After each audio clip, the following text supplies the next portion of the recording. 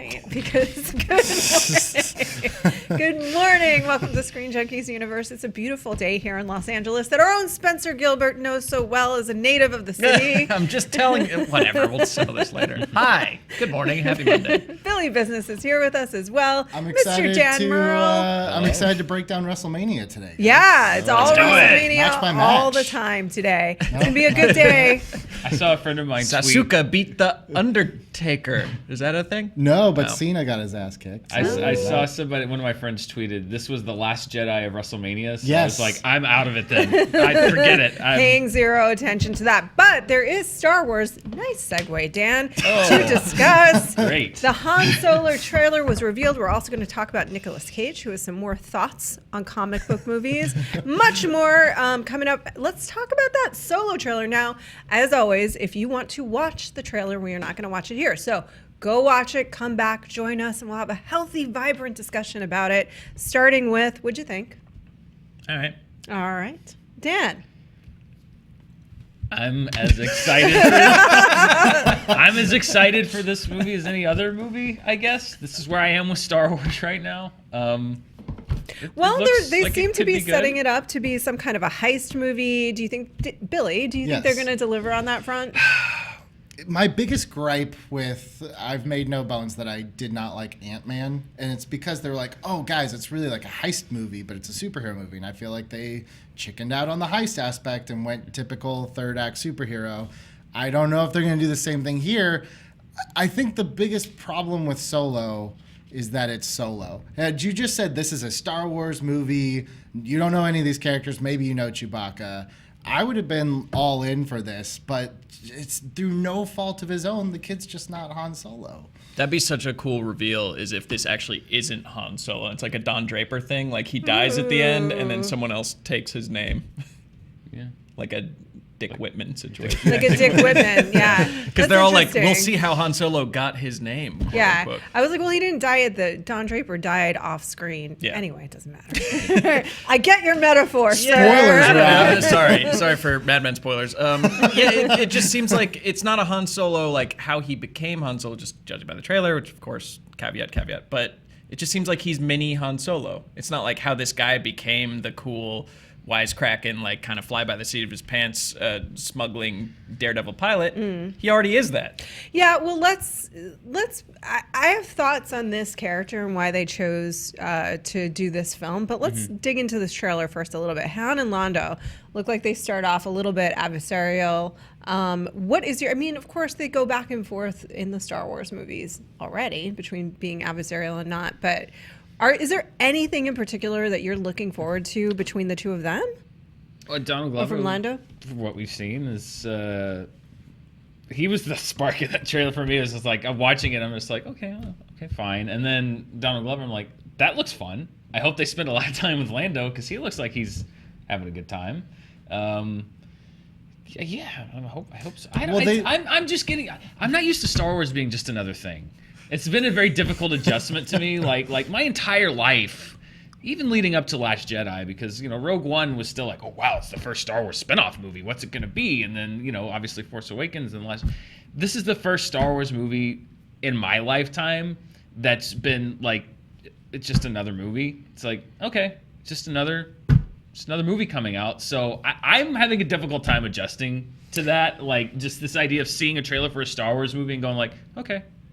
I'll probably see it. That's new for me. Yeah. So it's hard for me to be like, I can't wait to see this because I feel like I just saw it recently. So I do hope this shot, there were two of these in the trailer. I really hope there's a running gag where he enters every shot blaster first, because the trailer itself has two shots of the leg entering frame with the blaster holster. It's like, I wish that every scene would start with he's gonna shoot a leg first comes a into lot. frame, there's a blaster on it. I hope that that's the other one. I hope that they all start like that. Well, I do wonder because I they don't know. say at some point in the trailer, and this could be just clever trailer editing because it happens all the time, but they say Lando's the greatest smuggler ever, which we know later it's Han Solo. But they also say, don't trust anyone, they're going to betray you. And we know from Empire that something happened between them because he was like, I don't know if he's going to like me after all these years. So I do wonder if Lando's actually going to screw him over at some point in this movie a la Empire Strikes Back, and that's what kind of is like, I get what you had to do, but let's just not talk to each other. Or if he's going to screw him over. Han Solo screwed Lando over. Han Lando is Solo the is one that's the just like, one. you've got a lot Yeah. of guts coming. Right. Come so here, yeah. so that maybe that advice goes to, you know, Han Solo, but then he ends up being the betrayer. one, right, Yeah. that does something. Well, this is the movie where Tobias Beckett's here, Woody Harrelson. He's like, if you're in this life, you're in this life for good. He's joining the mafia life in that sense. So do you think that there is something to that? Like he just kind of has to stay in. Once you're in a life of crime, you're not getting out. I guess there's something to it, but then that raises the question of like, well, then what was he before he was Han Well, he Solo? was in the Imperial Academy. and we've always just kind of thought that he wasn't happy there. But what if he actually was like a great soldier, and actually there has to be conflict with him giving up this life? Like maybe he was going to be a high-ranking Imperial officer, but there's something that compels him to leave all that behind, or else this movie has no kind of weight to stand on, you know? I mean, other little things that we'll just pull out that we notice is that we get the first look at the villain, Dryden Voss, and he's the scarred up dude. Looks like perhaps he is the target of the heist. Billy noticed, well spotted, there's a train that looks like a lot like the train Bucky died on from Captain America, the First It looks Avenger. shot for shot. Even when he's like reaching out for Chewbacca, I'm like, Chewbacca's gonna fall, lose his arm, be brainwashed, come back in the Empire. Oh man, as and the yeah, Winter is he Wookiee. like holding Chewbacca with one arm? Because Wookiees are not light. Like I can't even hold a fur coat that big. Like if he's curling Chewbacca, I'm Solo. Let's take a look. Yeah, he looks to be. But that's also a thing that that happens in movies with human beings all the time. That you would immediately drop that person. No, he's got the That's mama bear hanging strength, from the big. you know? Yeah, He can't normally hold up a Wookiee, but Yeah. it's like his mama bear instinct kicks in. Because And- Wookiees don't rip your arms out of your sockets when they fall off the train. yeah. Well, I mean, that's hope he's also like okay. a movie trope. Do you think he'll survive it? It's a weird beat to end the trailer on, like, oh my Will god! Chewie survive? Yeah, he'll be fine. We found out how old Chewie is in Yeah, this trailer, 90. which has been long debated. That to me just lends more credence to the fact that like Chewie should be calling the shots. Like Because full he's stop. older than everybody. He's He has way more older, wisdom. stronger, more experienced. Seems to be not waste words. He's a veteran. You know what? We don't really know what they're saying to each other. So Chewie may have been calling the shots all along. Maybe Han's making it look like, oh yeah, I'm giving him an order, but really Chewie's like, mother frolicker. There's like a This it's is not what a you're gonna fan do theory, but right now. There's some story. I'll try to find it and post it or something. But like it was Star Wars told from Chewie's perspective, and he's like. He owes Han a life debt, so he's stuck with him. But Han is just only hearing what he wants to hear Yeah. when Chewie speaks. And he's like the "What's whole that?" Like, yeah, full speed ahead. And Chewie's like, "You fucking moron." Yeah. Sorry. Frolicking. moron. He's a frolicking But I moron. do think that in my head, that's what's going Who on. can understand Chewbacca that we at least Han. Han. Can Luke? Did he understand him in Last Jedi? I can't remember. Maybe. I think so. I think Lando, I believe, he talked to Chewie. Yeah. But yeah, there were very few. Oh, the droids, obviously. What a Could weird understand car them. ride that would be if you're Lando and you can't understand Chewbacca going to Tatooine to rescue Han. Like, so what have you been up to lately? Neat. Everybody do their best Chewie. Do you guys think this little droid L337 is going to steal the show like the little K2 did in Rogue One? Droids Little have a sassy history of droid. stealing the show. BB-8, C-3PO, R2-D2, K2SO. Sure, probably. Droids get to be the comic relief. Yeah. They always steal the show. So here's the thing, circling, now that we've talked about the things we've spotted in the trailer, let's talk about this movie and why it got made. And, and this is in no way to like Money, turn money, money, money, a money, negative spin on it, because I am optimistic and hopeful that it'll end up being a fun movie. You always want that to happen. Here's the thing that I'm genuinely, Billy and I talked about on our morning car The infamous ride, car ride. is why Han? Like, literally almost any other character in the Star Wars canon we would have accepted more easily than Han Solo. Yes, and the reason is because that marriage of actor and character is so defined with Harrison Ford. He's the one that brought that character to life. He's the one that we really associate with Han Solo. I don't think any actor could have overcome that at all. I don't think these stories are decided on necessarily by like who's got the best story to tell or who do people need to know more about. It's recognition. It's name recognition. No, it's like I know, Luke and yeah. Leia have Star Wars. Obi-Wan's got the that's- prequels. All right, who's left? That's Han's kind of next. that's kind of the point, though. It's like on paper data and analytics would tell you like Han Solo stuff is probably going to, because he's the most popular character and everything. Then that's why they made the movie. Right, exactly. On paper, but there you go. on Smart paper, movie to but in make. context, it's like that's actually the one that we don't want you to touch. That's why we love him so much. And I think they found that out while they were making the movie. Right. How difficult it is to make a movie that sounds good on paper, but in the reality of it, looking at it, you're like, okay, we need to make some adjustments here. That being said, though, I'm torn because I do like every line that he said in this trailer. I was trying to be like, could I picture Harrison Ford saying that at some point? That being said, I do also think, like complete devil's advocate to my own fanboy argument, is that I feel like the minute you make a character untouchable, that you just don't mess with it, that's when that character becomes stale. And you have to be allowed to evolve the character, to let this character be whatever this story is going to tell. Because, yeah, it's going to be DOA if you're just like, well, Han Solo's untouchable, whatever you say is awful. I feel like going into this movie, you almost have to have the open mind of, like, just let the character evolve, because otherwise we're just going to get the same. But you're does evolving the him character backwards. need to evolve? Right, Yeah. exactly. It's like everyone loves Han Solo already. They Sure. loved it when it was Harrison Ford, when he in the original trilogy. They loved it when he came back in The Force Awakens, and that's what I don't like, is this idea of we have to constantly keep returning to the same characters and showing you this part of their life and showing you that part of their life. There's no point at which it seems like people, it's just like, okay, and we've told you everything you need to know about this character. It's done. And Han Solo in particular, to me, was the regular guy in Star Wars that was like grounding it. Like, oh, there's all these wizards and the Empire and the rebellion and princesses. And he's like, I'm just a smuggler. Like, I'm just kind of a normal dude. Like, kind of like, I don't really want to get involved, but here I am stuck here. He wasn't the guy that was like, I'm the greatest smuggler in the world, and I've got 20 years worth of insane adventures. Yeah, and in that way, he almost has the bigger arc, because Luke and Leia both want to be involved. Yeah. The But you're saying entire there's nothing in this movie that could potentially broaden your view of the character as a whole for the rest of the movies? Here's what No, that's not true. Yeah, it could. It's just a trailer. It could be awesome. Sure, I know, but I mean, for the sake of putting on a 20-ish minute There's show, gonna be- humor me for Well, a I second. think there are going to be funny moments. You're going to be like, oh, that's such a Han Solo moment. But part of what and this goes back to character arc, and I know that the people are going to be screaming like, well, you just got to let go of your old movies. But I will say this from a character perspective. One of the things that I think makes Han Solo such a compelling character, particularly in the first movie in Star Wars / A New Hope, is that he's just some kind of low down smuggler in a backwoods bar that gets mixed up with these guys and signs on for a job to smuggle 2 dudes to a planet, and all of a sudden finds himself on this gigantic space station, like facing off against the entire Empire. And yeah, he kind of loves it, but at the same time he's like, I don't know what I'm doing, but okay.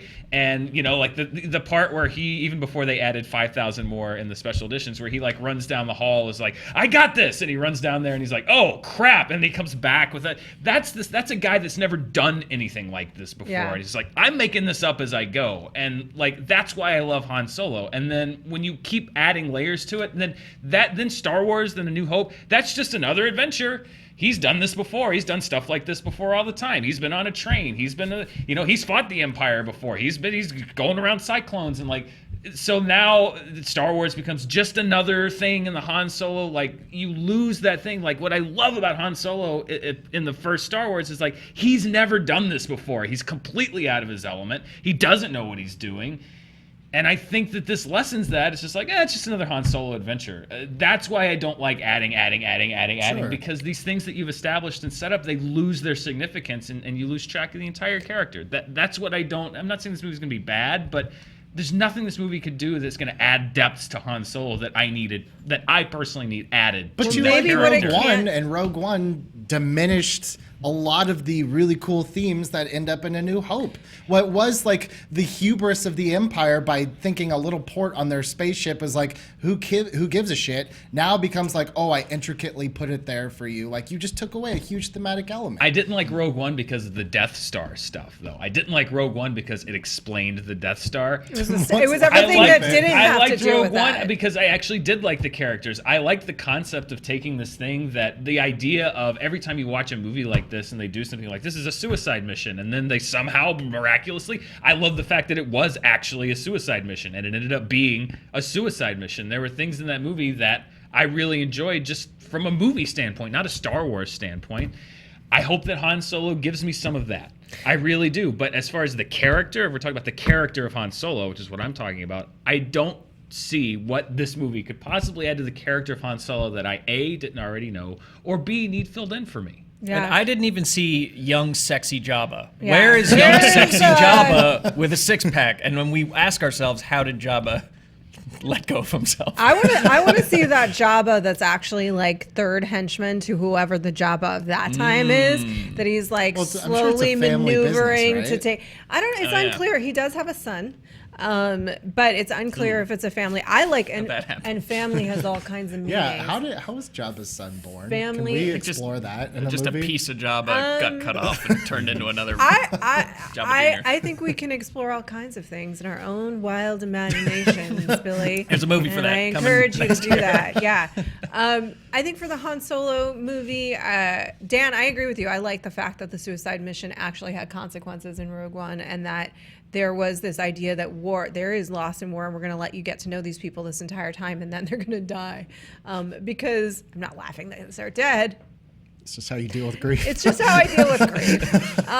They're not real. But though. yeah, It's okay. but a lot of the stuff that connected the dots, I felt was unnecessary. However, with the Han Solo movie, probably the character isn't going to steal the show. It's probably going to be everything around him that steals the show. There will be ancillary characters that we get really excited about, and maybe that's okay. Best case scenario for me, it's a movie version of the Darth Vader hallway scene from Rogue One. Did I learn anything about the character? Nope.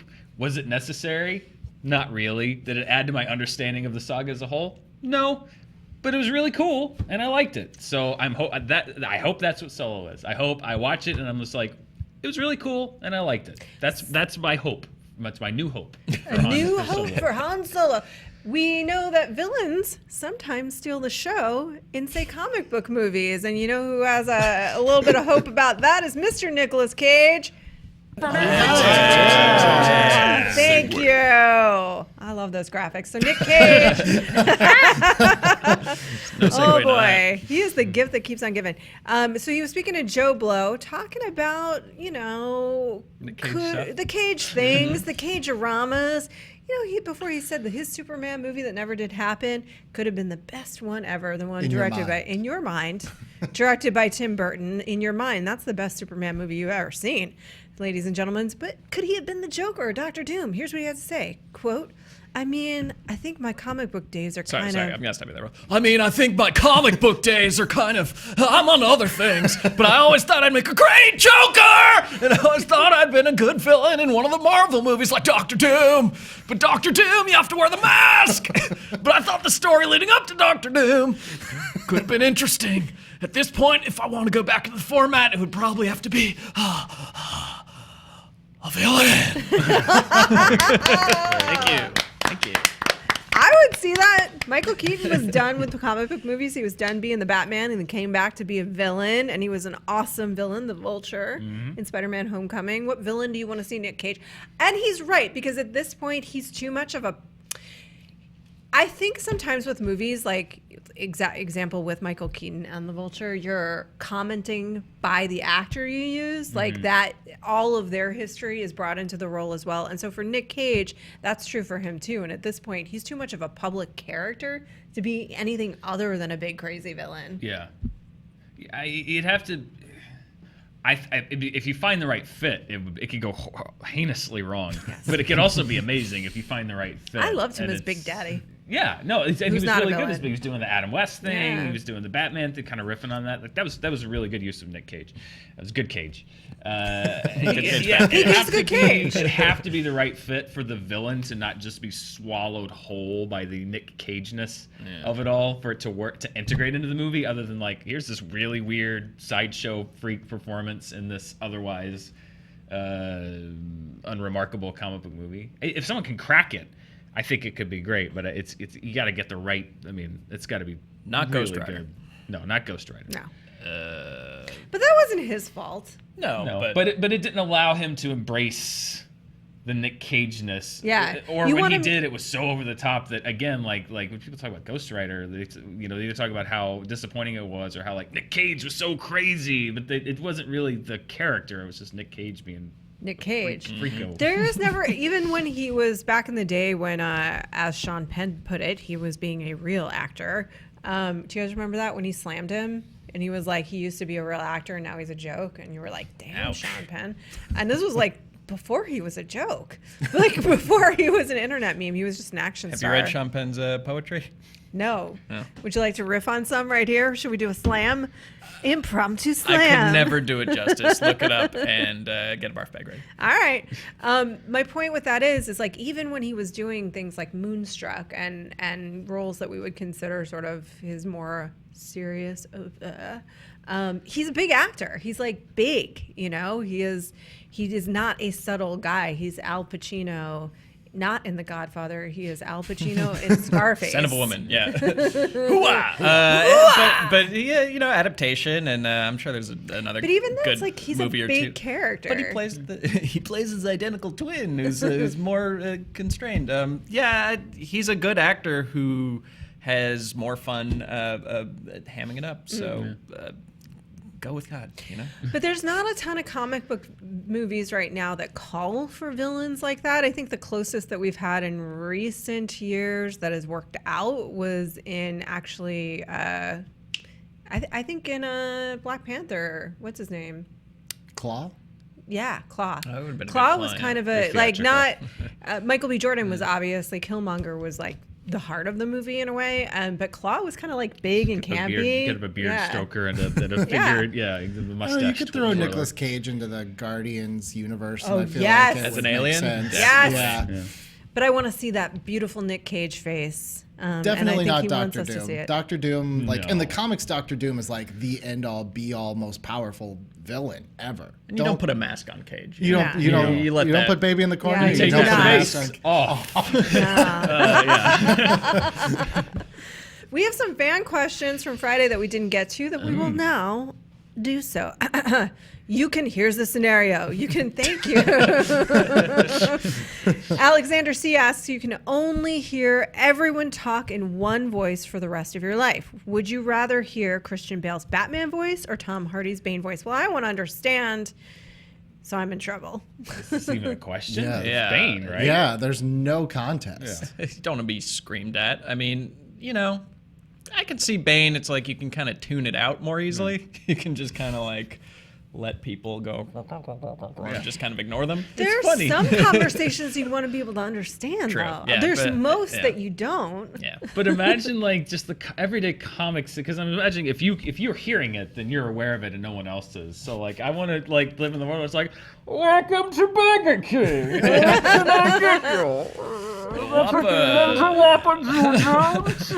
Like that's funny. The last thing I want when my wife is mad is to have Christian Bale Batman voice. Where is the mail? Why didn't you take out the garbage? Swear to me. Yeah. Yeah, thank but you you. bring up other scenarios where which voice do you really want to be hearing? I don't know. This leaves us with very question. little choices. That's funny. I want that. I don't want like gross. No, thank Yeah, you. but your friend calls you for some advice. You know what I mean? In the morning, and they're like, they lost a love. Picture every scenario But that would where make you me have feel to hear so this much better. voice. Like, I feel like our relationship is coming to an end. I feel like, yeah, that's okay. I'm okay with this scenario. All right, Bane takes it. Wow. Mannequin Skywalker wants to know if you could have complete Good job, by creative. Great handle. Great use of Twitter or Facebook or wherever. That is Your time this morning. Yeah. yeah. If you could have complete control over any given franchise, what would it be and what would you do with it? Wow.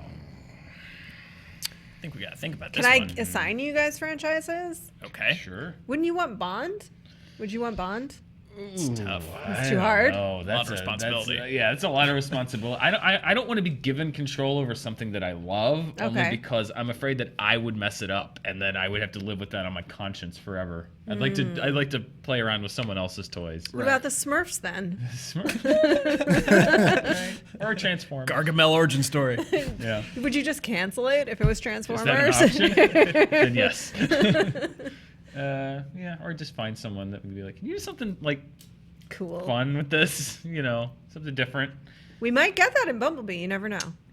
You never know. Hey, I believe in see. Travis Knight. Hope springs eternal. I mean, I think they're in the beginning stages of it, so who knows? I could come in and make it worse. But like I said, my dream was always to have my own Nintendo universe with like a Super Mario and a Mario Kart spinoff and everything like that. So if I could go in today, pitch my entire MCU of Nintendo, that's what I would want to do. Nice. I'll take Fast and the Furious, and I'm just only greenlighting scripts where it's a buddy road movie with The Rock and Vin Diesel. Wow. And they are together. Yeah, in a car, close quarters. You know, work it out, guys. The entire time. I did think of one that I would like. I would like He-Man, only to Ooh. make sure that whatever movie they make is fun and not A gritty reimagining dark of He-Man. and gritty and not that. Like not total camp, but like just a movie that people have some acknowledgement of the roots of the character and that don't take it incredibly seriously. So I would I would take He-Man and I would give it to people that could actually make an enjoyable movie and not like a thing where He-Man hates being He-Man and Attorney is a dark grisly, kind of like the original Masters of the Universe movie is without Gwildor, Frank Langella. Gwildor. Yeah. You get Chris Hemsworth in a bowl cut? I mean, come on. Well, I'm going to take Star Wars because I want to be rich. And you got to imagine that, like, even if you mess it up, the fee that you're getting in a couple of years, you live that island life forever. Get that scapegoat money. This is why we got the solo movie right. I know, exactly. I want to be rich. If there was any hope that there would be no solo under Roth's hand, I'm gonna take that cash and then I'm gonna go make a whole Solo too. ton of weird, offbeat, Paddingtons? strange. Yeah. Oh, I can't. No, see, like him, I can't. Too close. It's too close. I don't want to mess up Paddington. I'm gonna go make like a bunch of really crazy indie movies and live on an island with all of the money I got from leading Star Wars for a couple of years. Yeah. That's how you do it. man. Andrew wants to. My man. Or you could just take the DCEU because I mean, Booyah. what are you gonna make it worse? Oh. Andrew asked. She said it. She said it, not I'm me. kidding. I'm kidding. Hot I'm kidding. take Cornet. Oh God, I'm gonna. Here's your Marvel money. God, I'm gonna. I saw some incremental improvements in the DCU. Just like to say for the record. Me too. For example, Justice League, Wonder Woman. I'm looking forward to Aquaman. I don't want Just to wrap it up, die. Rob. You're digging it deeper. Andrew wants to know if Hollywood lost all sound technology and had to resort to silent filmmaking, which modern actors and actresses would thrive. And I do think it's the ones that, because I was watching some silent films recently for fun.